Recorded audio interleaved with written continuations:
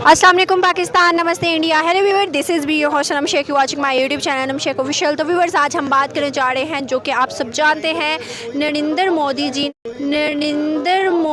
जी ये मुंह से सुपारी निकाल के बात कर रहे बाबा। रात को इंडिया से ट्वीट किया पाकिस्तान के हुक्मरान जो कि अब बने हैं शहबाज शरीफ साहब, उन पर ट्वीट किया और कहा कि कॉन्ग्रेचुलेशन, इवन के पर्सनल कॉल करके भी कहा कॉन्ग्रेचुलेशन, और इसके अलावा कहा भाईचारे का पैगाम, और कहा कि हम अब दोस्ती को आगे लेकर जाना चाहते हैं, और उसके अलावा कहा कि हम भाईचारा कायम करना चाहते हैं। तो आपको क्या लगता है कि नरेंद्र मोदी जी ने अब ये बात क्यों कही है? मेरी मर्जी भैया, मेरी मर्जी। क्या नाम है आपका? उमर बलोच। अच्छा उमर, आप मुझे ये बताओ कि आपको पता है रात की ट्वीट जो कि शहबाज शरीफ को नरेंद्र मोदी जी ने की है, और मुबारकबाद दिया, पर्सनल कॉल भी की, और उसके अलावा उनको कहा है कि भाईचारे का पैगाम दिया, और कहा कि मैं अपने ताल्लुकात को इस कंट्री के साथ आगे लेके जाना चाहता हूँ। इस बारे में आप क्या सोचते हो कि ये इमरान खान की हुकूमत में नहीं हुआ, पहली हुकूमत में नहीं हुआ, क्या वजह है जो अब हुआ है ऐसा? मैम देखिए, इसके पीछे ना एक बहुत बड़ी पॉलिसी है। आपने इमरान खान का नाम लिया तो पहले मैं ये क्लियर कर दूं कि इमरान खान की गवर्नमेंट में ऐसा क्यों नहीं हुआ। इसलिए नहीं हुआ कि इमरान खान जो है वो बगैर किसी बेनिफिट के, अगर आप हमें बेनिफिट नहीं देंगे तो हम आपको भी बेनिफिट नहीं देंगे। उसका सिस्टम था गिव एंड टेक। अगर आप हमें ट्रेड देंगे, हम आपको ट्रेड देंगे, मिल के आगे बढ़ेंगे। ठीक है, उसने किसी किस्म का कोई सौदा नहीं किया था। उसने ये नहीं कहा था कि हाँ भाई फ्री में आओ तो पाकिस्तान से फ़ायदा उठाओ। इस वजह से जो है वो उसको अप्रिशिएट नहीं वो करते थे, क्योंकि वो बहुत ज़्यादा लॉयल था। ठीक है, चल झूठा। अब शहबाज शरीफ को जो है वो पर्सनल कॉल भी आई है, ट्वीट भी किया गया। वो क्यों किया गया है? क्योंकि ये लोग कभी भी जो है वो पाकिस्तान को किसी के आगे भी बेच सकते हैं।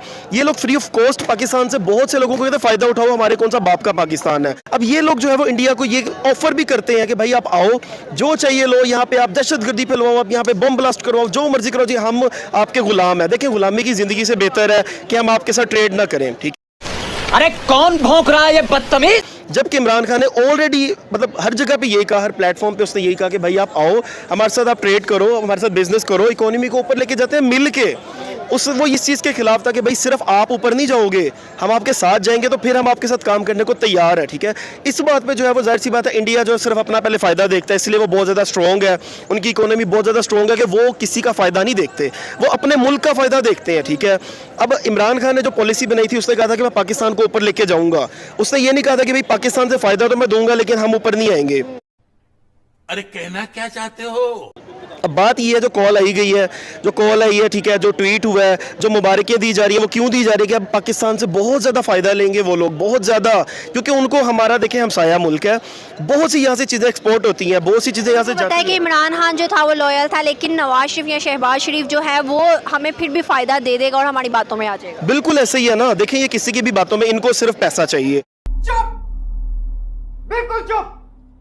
हिम्मत कैसे हुई तेरी मुंह खोलने की? हमारी मर्जी का जो है प्राइम मिनिस्टर आपके मुल्क में मुसल्लत हो गया है, जो हमें फायदा देगा, तुम लोगों को फायदा नहीं देगा, तो उसको तो मुबारकबाद वो देंगे। मैं इस चीज़ के बड़ा खिलाफ हूँ, ये बहुत बड़ा जुल्म है। ठीक है, ऐसा नहीं होना चाहिए। भाई मुबारक दो, मैं इस चीज़ के खिलाफ नहीं हूँ, आप अप्रिशिएट करो, मुबारक दो, लेकिन जब ट्रेड करो ना तो फिर उसमें हमारा भी फायदा हो। सिर्फ हम जो है वो आपको फायदा नहीं देंगे। अभी तो हम लोग ताल्लुकात आगे लेकर जाएंगे, क्या पता तब हमें कुछ समझ आ जाए। मैम देखिए, जो 3.5 साल गुजरे हैं ना, उसमें हमें समझ आ जाना चाहिए था। उसमें क्यों नहीं समझ आया? इंडिया तब हाथ बढ़ाता ना, इंडिया तब कदम बढ़ाता कि भाई आओ हमारे साथ ट्रेड करो, ये ताल्लुकात को आगे बढ़ाते हैं। क्यों नहीं उन्होंने बढ़ाया? क्योंकि वो सिर्फ अपना फायदा देखते हैं। तो आपको क्या लगता है शहबाज शरीफ अब दोस्ती का हाथ बढ़ाएंगे?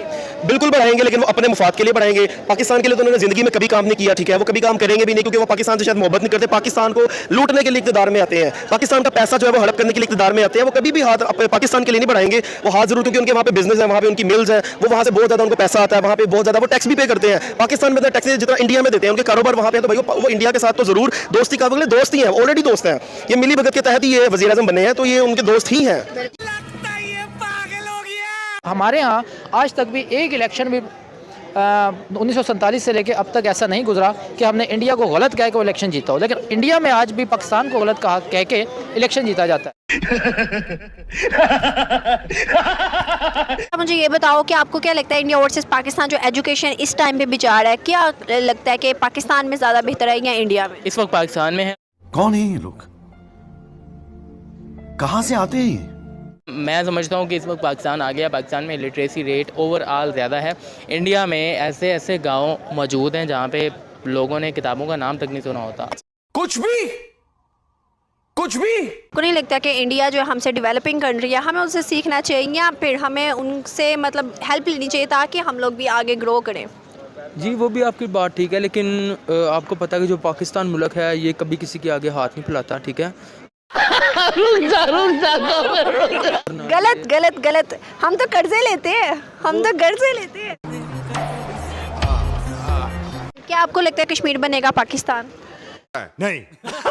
देम और अस कि अगर कश्मीर वाले लोग पाकिस्तान के साथ आएंगे, क्योंकि हम मुसलमान स्टेट हैं हमारे और उनके वो जो नज़रिए हैं वो एक हैं, तो इसलिए बेहतर ये है कि कश्मीर को पाकिस्तान के साथ अटैच कर देना चाहिए।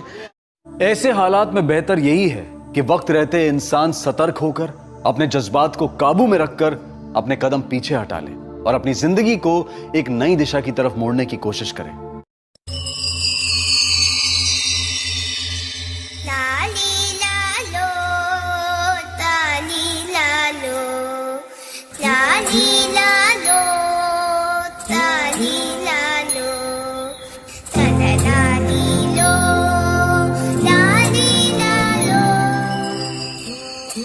आपने अभी फिल्म एंड टीवी की बात की, आपको क्या लगता है कि एक टाइम था जो कि पाकिस्तानी गाने इतने अरूज पर थे, फिर एक जवाल आया और आहिस्ता आहिस्ता जो है खसारे में जाता गया जो पाकिस्तान है, और अभी भी पाकिस्तान के कितने गाने हैं जो कि इंडिया ने छापा किया हुआ है, कॉपी पेस्ट किया हुआ है उन गानों को, अपने गानों के मतलब उसमें म्यूज़िक ऐड कर दिया या कुछ भी इस तरह से। तुझे अक्ल है? तू क्या बोल रही है? चुप चुप हो जा, सातवीं फेल, चुप। आप देखें आज भी आतिफ असलम साहब हैं, उनके गाने चल रहे हैं इंडिया के अंदर, कोई मूवी हिट नहीं होती उनके गाने के बगैर।